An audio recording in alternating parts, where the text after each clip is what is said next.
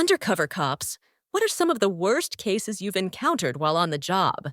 A cop friend of mine was actually rewarded for sniffing the driveway during a drug deal.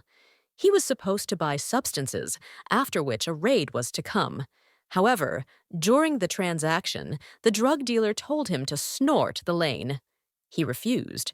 The drug dealer put his hand under his pillow, and my friend saw that he had a gun lying there, and the drug dealer told him, "Either you snort or you're going to be in trouble." At the time of planning the raid, no one knew there would be kids in the house, and my friend didn't have the time or ability to safely alert the cops near the house that there were kids in the house, or that the guy had a gun in hand. So he had to make a quick positive decision to avoid catching a bullet and to keep the kids out of harm's way during the raid. He snorted up the driveway and left. The raid was done later under safer circumstances. Our teacher at uni, a former police officer, told us this story.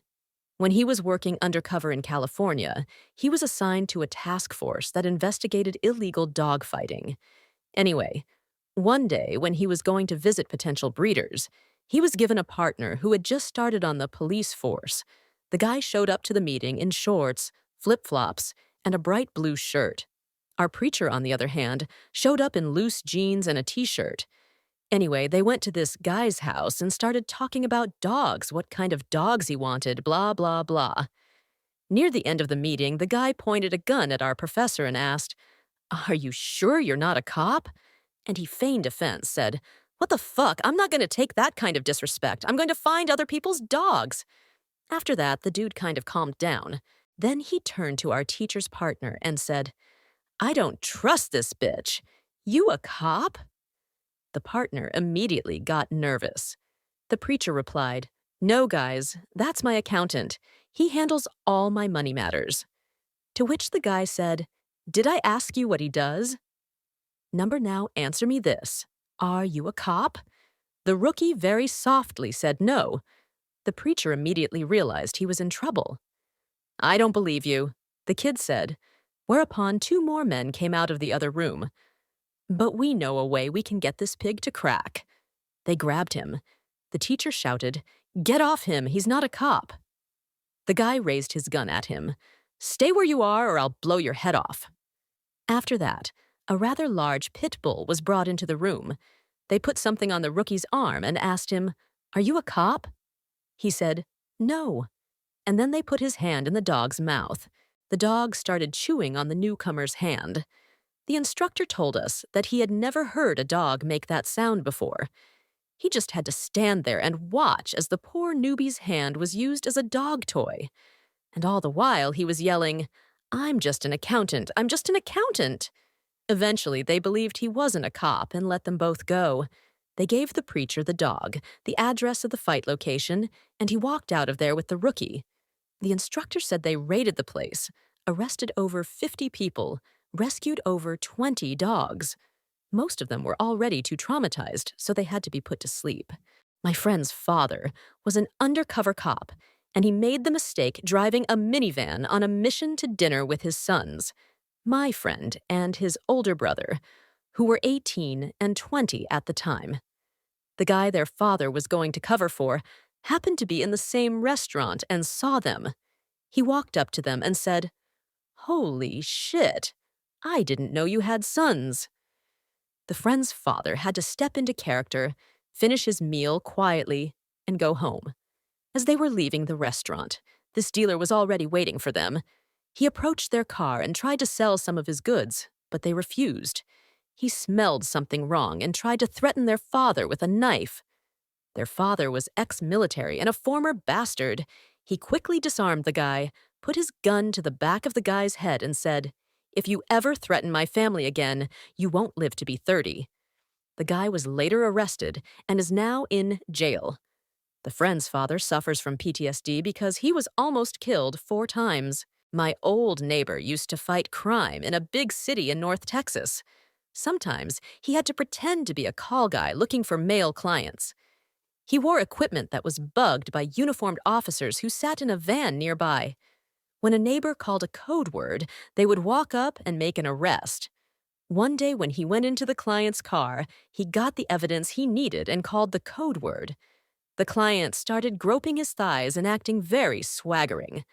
My neighbor repeated the code word several times, but no one ever came forward. It turned out that his partners had decided to play a prank on him and were just listening to him endure the molestation. I'm not a cop, but when I was a penniless student, a criminal law professor approached me and offered me a job. He told me to stop by his office after class to find out more. It turned out that he was heavily involved with the Bureau of Alcohol and Tobacco Control, and they were raiding liquor stores that sold alcohol to minors. It just so happened that a faculty member was doing research on the subject. He was recruiting students to make a test purchase and report back on what happened. I was 21 at the time, but I looked about 16, still do. Being a short, skinny white kid, I was perfect for the role. I would go to the gas stations and convenience stores in the area being investigated and try to buy beer. You get the idea. Without showing ID. If they sold to me and I reported it, the store was closed. If they didn't sell, then naturally nothing happened. Among other stores, I came across a strange mini market in the middle of a neighborhood with only one road leading to it. It was impossible to accidentally wander into this neighborhood only if you went there intentionally. When I entered the store, everyone stared at me while I made my way to the refrigerator and grabbed a six-pack of beer cans. I put it on the counter, 3 men surrounded me without saying a word, and the cashier said, "What are you doing here? You're not from our neighborhood." I replied, "Dude, I just want to buy a beer." To which he replied, "Then you've come to the wrong place."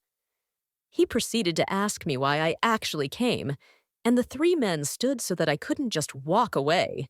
For a while, I tried to come up with something, stammering and stuttering. Finally, I said, "I'm doing research on the sale of alcohol to minors in this neighborhood, but I'm going to go back to my car, tear up all the paperwork regarding your store, and tell my instructor that this store doesn't exist. You will not see me here again." After that, I was quickly escorted out, and I immediately ran far away from the neighborhood. My partner and I were sitting in an I Know Our restaurant outside of town and chatting with a local drug dealer. We were talking about a small-time dealer who sold to the military as an extra income. A little earlier that evening, I told my wife that I was going to be late for work and not have dinner at home. She loves the IHOP chain, but told me she would eat pancakes at Denny's. Great, I thought, and made an appointment to meet at one of the remote LNOR restaurants outside of town. So we are sitting there eating pancakes, talking to a guy who has chosen a not quite legal occupation. Suddenly, my wife enters the restaurant and sits at the table in the same row as ours. Important note, being an agent, I didn't want the bad guys to know anything about my family. You can't give the bad guys information they can use against you. Give details of your life they can take note of. I nodded faintly to my partner, and he cast a quick glance in that direction. And his eyes rounded sharply. The problem wasn't that serious, but it was an unwanted complication that could lead to serious problems. As a result, an operation we had total control over could fall apart in a matter of seconds. I took my eyes off the dealer. I met my eyes with my wife and threw her a look that said, "I'm going to strangle you at home." All married couples know what that look is. Then started ignoring her. Apparently, she took my hint as she took her takeout food and took off. Subsequently, naturally, I had the opportunity to talk to her about it. She suddenly decided that she liked the food at IHOP better, and even though she told me she was going to Denny's, she thought, "What the hell, I can eat wherever I want," and went to IHOP. When she saw me and my partner, she realized she had made a big mistake and got the hell out. I'm not a cop. I fell prey to an undercover cop. I feel obligated to mention how impressed I am with how this guy managed to fit into our gang. If Oscar-worthy level of acting is considered standard, then I'm pretty damn impressed with how talented undercover cops are. This man, let's call him Dave, was absolutely fearless and solid as a rock. One of our initiation rites involved gang members beating a rookie for 3 minutes. The rookie couldn't resist. If he was still breathing after that, he was accepted. 7 men dropped Dave to the ground and kicked him with all their might. But not only did he stay alive, he seemed to enjoy it. He was probably glad he managed to get into our gang. I realize that now. To get to Dave's craziest act, I need to explain how our gang operated. In the beginning, we assigned a number as a name to newcomers, both for identity secrecy and to put lower-ranked members in their place. Names had to be earned. We didn't have exactly set criteria for earning a name, but members often had to earn enough income for the gang, gain the leader's trust, and commit various violent acts on behalf of the group before anyone would even consider giving them a name. All the names corresponded to one theme: astronomy. Our leader was known as Vega. On the day Dave got his name, Vega invited him to be the getaway driver for the case participants. Their job was to break into the home of a rival dealer, steal his merchandise, and escape in Dave's car. As they were driving away, someone opened fire on the car and hit Dave in the forearm. Without slowing down, he managed to single-handedly drive our boys home. After they returned, Vega and I took him to the emergency room. He sat in the car, pressing his jacket against the wound, trying to breathe. The very next day, he was fine. As soon as Dave returned, everyone showered him with thanks and praised his stray character. Vega approached him, praising his stray character. Vega walked up to him with a name tag in his hand and pinned it to Dave's shirt, showing that he had earned his right to be called by a name and not just a number. He got the name Sirius. I'm not mad at him for putting us behind bars. The man saved my life that time. My husband and his brother work in neighboring police stations. My husband was an undercover cop and worked with drug dealers. His brother was a patrolman. One night, my husband was buying substances from some dudes. One of them recognized my husband. Maybe he had seen him in court or something. The dealer's friends started saying, "That dude's a fucking cop." I know he's a cop. I've seen him before.